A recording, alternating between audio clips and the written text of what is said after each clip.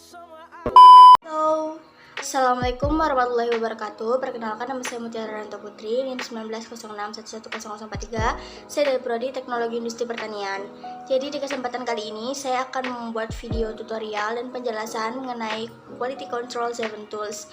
Nah, sebelumnya saya ingin berterima kasih kepada Aslab, yaitu Bang Muhammad Mufti Mahfiz Rizal dan juga Kak Rindi Agustalisma Putri.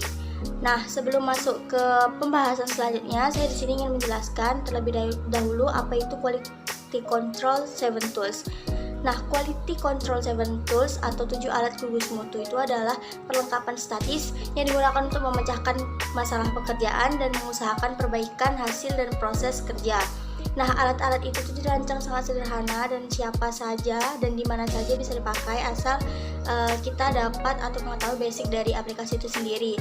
Nah, 7 alat dasar quality control ini pertama kali ditemukan oleh atau dikenalkan oleh salah satu ilmuwan, yaitu Kaoru Ishikawa pada tahun 1968. Nah, 7 alat dasar quality control ini diantaranya yang pertama ada check sheet atau lembar pengerjaan, yang kedua ada diagram tebar atau scatter diagram, yang ketiga ada diagram sebab akibat atau cause and effect diagram atau diagram tulang ikan yang biasa disebut diagram tulang ikan, yang keempat adalah diagram Pareto, yaitu perpaduan antara diagram baris dan juga diagram batang. Yang kelima ada histogram, yang keenam ada peta kerja, dan yang ketujuh ada bagan alir. Nah, di sini ada 7 alat tersebut, saya memilih salah satu alat diantaranya adalah histogram. Nah, sebelum masuk ke pembahasan lebih lanjut apa itu histogram dan juga bagaimana cara membuatnya, maka saya akan jelaskan terlebih dahulu tentang sejarah, kegunaan, dan juga langkah-langkah pembuatannya secara manual. So, cekidot. Ini pada tahap awal histogram oleh saya Mutiara Ranto Putri. Nah, pertama saya akan bahas tentang sejarah histogram itu sendiri, ditemukan oleh siapa dan kapan. Nah, di sini histogram pertama kali itu ditemukan oleh salah satu ilmuwan yang bernama dengan Carl Pearson pada tahun 1985. Hebat kan? Dia dapat menemukan 7 alat tersebut dan alhamdulillah dipakai pada saat sekarang tahun 2021. Nah, alat ini atau histogram ini untuk dulunya untuk memetakan distribusi frekuensi dengan luasan area grafis batangan yang menunjukkan proporsi banyak frekuensi yang terjadi pada tiap kategori dan merupakan salah satu dari 7 basic tools of quality control. Jadi ini histogram ini adalah salah satu dari 7 alat mutu tadi. Nah, aplikasi histogram ini dulunya sangat tepat digunakan pada saat kita ingin menetapkan apakah proses berjalan dengan stabil atau tidak.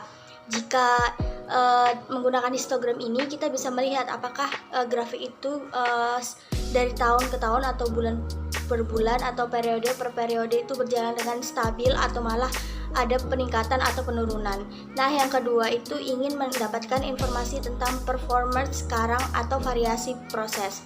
Jadi jika ingin mendapatkan performance sekarang, kita bisa melihatnya dengan cara membuat data dari histogram ini tadi.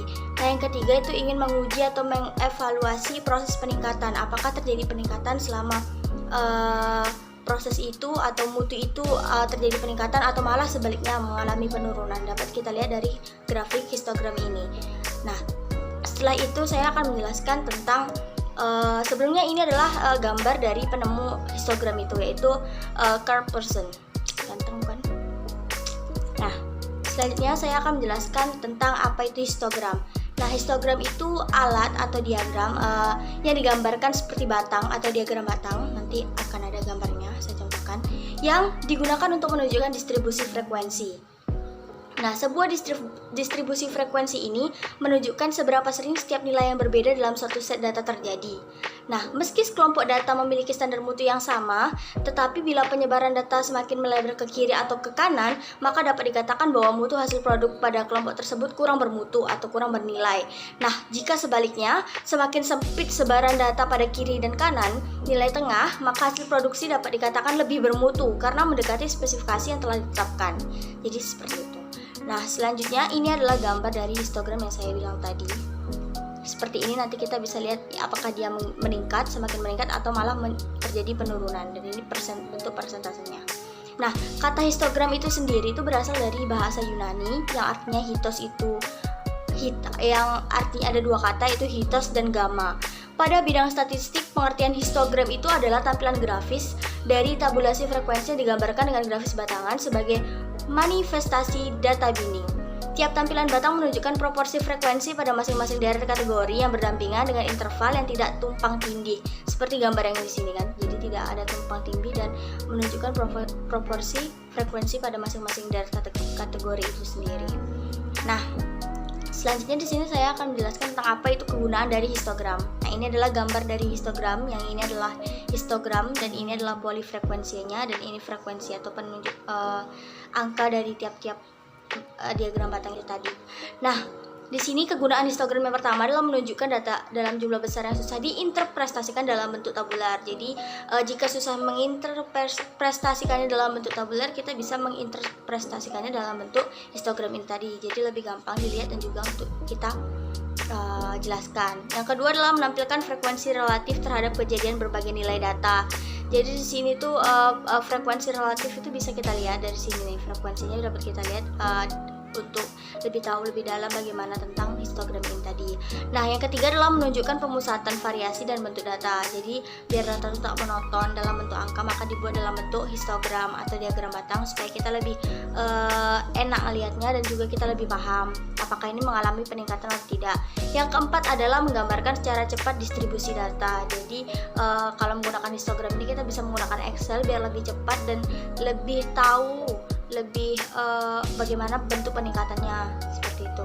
Dan terakhir adalah menyediakan informasi yang berguna untuk memprediksi performa masa depan dari suatu proses.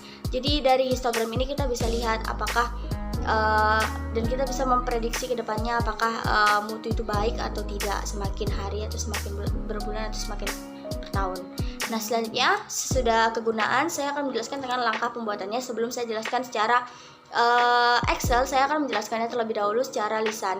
Nah, yang pertama itu adalah kita harus menentukan batas-batas observasi. Misalnya pada perbedaan antara nilai besar dan kecil.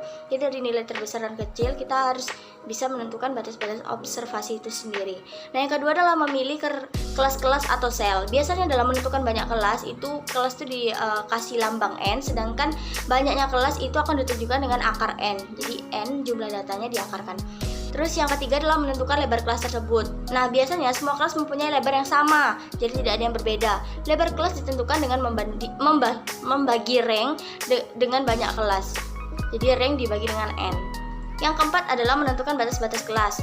Tentunya banyak observasi pada masing-masing kelas, jadi perlu ditentukannya batas-batasan kelas. Baru yang terakhir adalah kita dapat membuat histogram atau diagram batang itu sendiri. Nah, selanjutnya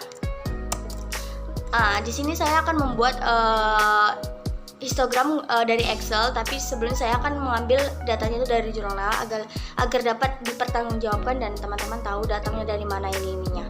Nah, di sini saya mengambil dari jurnal analisis pengendalian kualitas produksi dengan menggunakan metode 7 Tools Quality di PT Borsia Cipta Komunika oleh Jaka Radianza dan Ismi Mashababai. Nah, ini dia bentukannya, judulnya, dan ini adalah presentasi jumlah cacatnya atau datanya yang akan saya ubah menjadi histogram seperti itu. Dan yang terakhir ini adalah grafik histogram yang ini. Jadi nanti histogram yang kita buat dari data yang di atas akan jadinya akan seperti ini. Apakah sama dengan yang saya buat nanti? Mari kita tengok. Oke, karena sudah selesai saya jelaskan mengenai apa itu histogram dan sejarah-sejarahnya, saya akan langsung saja ke Excel. Silakan Anda buka aplikasi Excel dan mari kita buat sama-sama. Yang pertama, data yang tadi yang sudah ada di sini di PowerPoint dari jurnal yang sudah saya ambil, saya pindah ke sini. Di sini ada 3 ya, ada Moptensen, Tansen, Perel, Love, DB, dan totalnya. Jumlah cacatnya sudah ada dan ditotalkan menggunakan rumus sama dengan sum dan ditarik ke bawah, enter. Langsung ketemu hasilnya itu di 80, jadi nggak boleh dihitung manual ya. Terus untuk membuat diagramnya kita perlu yang mencari yang namanya persentase jumlah cacat. Cara mencari presentasi jumlah cacat adalah dengan cara menggunakan rumus sama dengan dari Moptensen jumlah cacatnya 367 dibagi dengan total hasil dari ketiga jumlah cacat itu. Jangan lupa dikasih dolar biar dia nggak turun ke bawah, jadi hasilnya tetap, dan hasilnya adalah 47%. ditarik aja ke bawah. Nah, di sini biasanya kadang tuh belum dalam bentuk persen, tapi masih dalam bentuk 0,47 sekian. Nah, jika kayak gitu, kalian bisa langsung pergi ke home, terus ke number. Ini ada tanda persentase, itu kalian klik langsung jadi berubah persentasenya jadi dalam bentuk persen. Jadi nggak dalam bentuk bilangan berkoma. Seperti itu. Jika sudah seperti ini, kita bisa langsung pergi ke insert. Sebelumnya kita blok dulu jenis cacatnya sama jumlah persentase sampai los dB. Totalnya nggak perlu diblok karena nanti pasti diagramnya akan ada 4. Langsung kita pergi ke chart, pilih 2 dimensi kolom. Ya udah, seperti ini. Nah, di sini kan udah jadi, cuman ini kan belum ada kayak judulnya. Kita bisa kasih judul terlebih dahulu. Judulnya tadi kan panjang ya, jadi kita tulis histogram aja. Histogram. Oke, kalau udah di sini mungkin kalian tidak suka dengan warnanya dan ingin mengganti bentuk model warna, dan jadi kalian bisa pergi ke sini. Di sini ada banyak macamnya, kalian tinggal pilih aja kalau nanti mau yang ini. Nah, kalau udah, mungkin di sini masih dirasa sepi dan kalian perlu kayak nambahin ornamen-ornamen, kalian klik dulu ininya. Nih kan, diklik. Klik. Nih, ada tambah, kalian klik. Terus di sini bisa untuk menampilkan access title-nya, mungkin nggak mau pakai data labelnya atau data table-nya, error bar-nya atau trend line-nya sesuai dengan apa yang kalian butuhkan aja. Nah, di sini kalau udah selesai, kita bisa